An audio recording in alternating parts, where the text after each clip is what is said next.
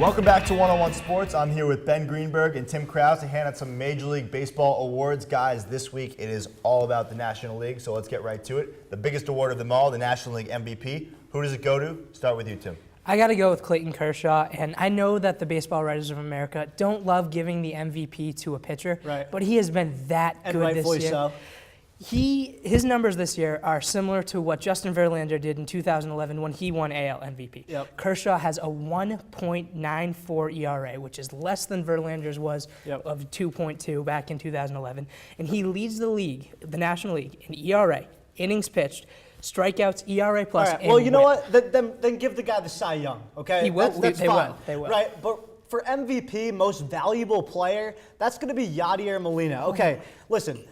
Clayton Kershaw has pitched 223 innings this year. Sure, that's a lot. But Yadier Molina has logged 1,022 innings behind the plate. I mean, this guy is the heart, soul, spirit, hustle of his first place, St. Louis Cardinals. He is absolutely most valuable.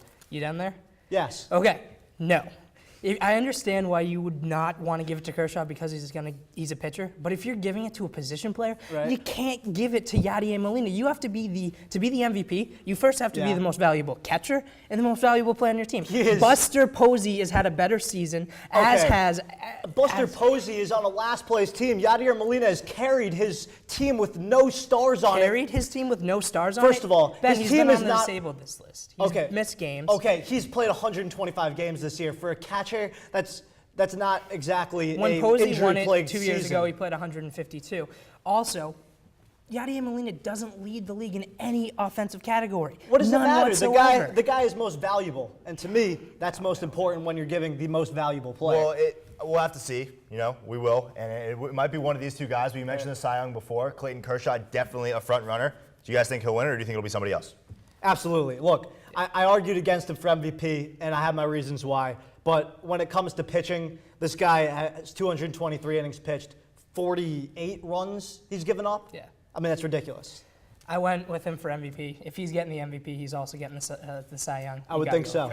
Yeah, I think Clayton Kershaw definitely, out of anybody, would be the front runner for that. Let's move on to Rookie of the Year. There have been a lot of polarizing young players, especially in the National League this year. So who, starting with you, Tim, do you think gets Rookie of the Year in the NL? I got to go with Jose Fernandez, the pitcher for the Miami Marlins. And they have been a terrible team this year. He's been the lone bright spot.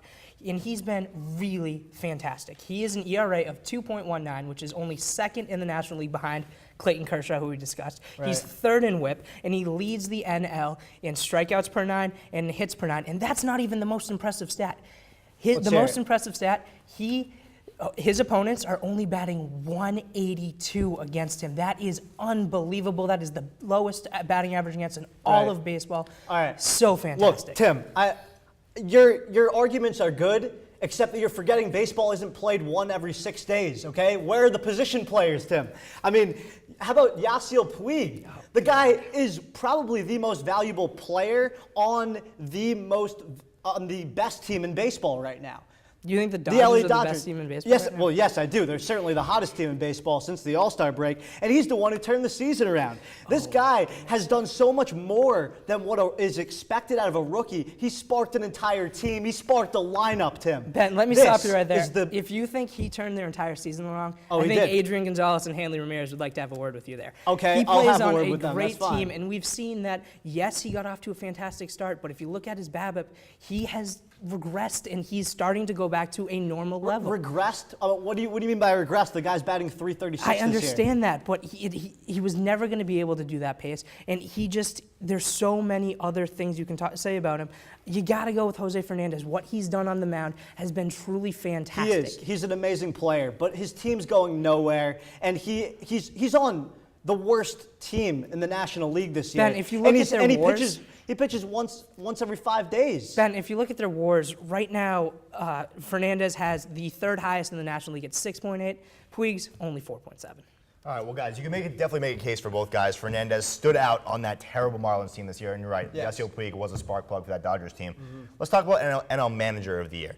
Who do you guys think wins it, and why?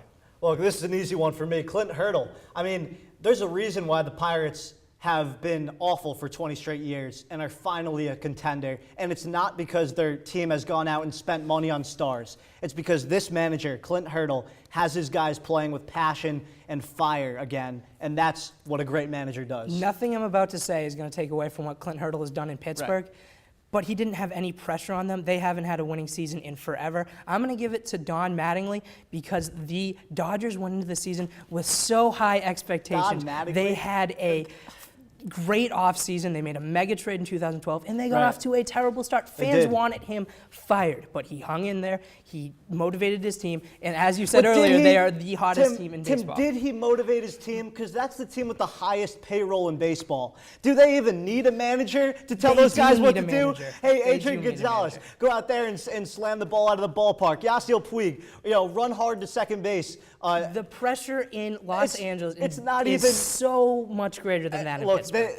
LA, first of all, LA is not New York or even Boston when it comes to pretty darn sports. close as far as baseball history. The LA Dodgers did a very good job of turning things around this year, but it's very hard to make a case against Clint Hurdle. The Pirates are doing something that they haven't seen in Pittsburgh in 20 years.